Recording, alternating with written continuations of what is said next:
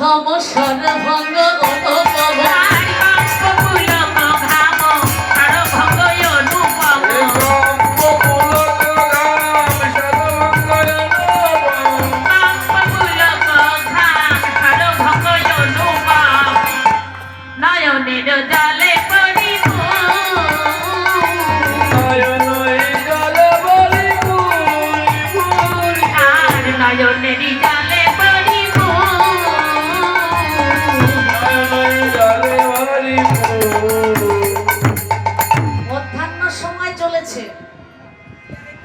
দিনের মধ্যাহ্ন সময় কারণ সকালে যেতে পারলো না, কি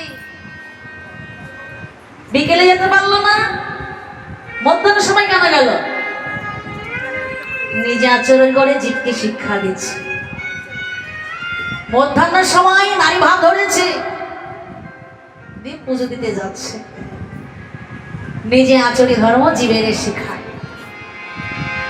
জীবের মধ্যাহ্ন সময়টা হচ্ছে যৌবনিকাল, ওটাই হচ্ছে ভজনের সময়। হরিবল হরিবল। গোপী অনুগত ভাববিনে ভজিলে না পাই ব্রজে ব্রজেন্দ্র নন্দনে। যতই যা কিছু করো না কেন মা, যতক্ষণে গোপী ভাব না আসবে ততক্ষণে ব্রজে সেই কৃষ্ণকে পাওয়া যাবে না গো। হরিবল হরিবল। এই যে নারী জনম পেয়েছি গো মা, ধন্য জনম। ছোট্ট করে একটা কথা বলে বেশি বাড়াবো না। নারী জনমটা শ্রেষ্ঠ কেন? কৃষ্ণ ভজনের শ্রেষ্ঠতম হচ্ছে নারী জনম। কেন? যে একটা প্রমাণ দেই আমি, তাহলে বুঝতে পারবে।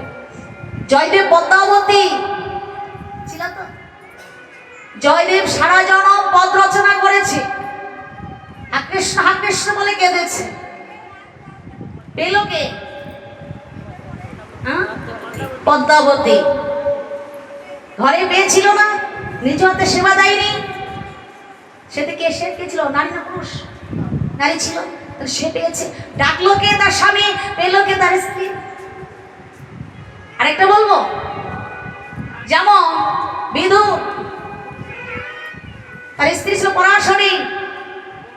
বিধু সারা জনম কৃষ্ণ কৃষ্ণ বলে কেঁদেছে, পেল কে ঘরে?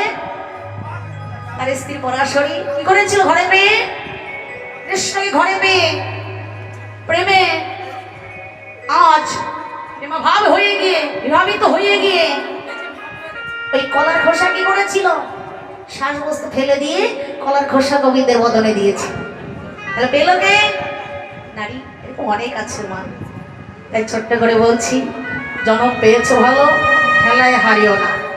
হেলায় না হারিয়ে সকাল সকাল সদ্ব্যজন আশ্রয় করো। আশ্রয় করে জেনে নাও, বুঝে নাও, এই মানব জনম চলে গেলে আর হবে কি না হবে মা?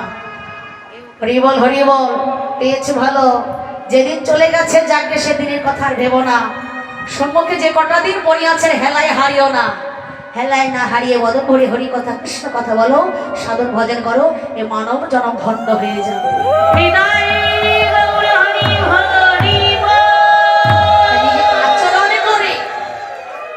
আজীবকে শিক্ষা দিচ্ছে। মধ্যাহ্ন সময় চলেছে, কেমন করে গো? বলি হেলে দুলে চলেছে, হেলে দুলে চলেছে, হেলে দুলে চলেছে। আমার সতী নন্দন গৌর হরি হেলে দুলে চলেছে।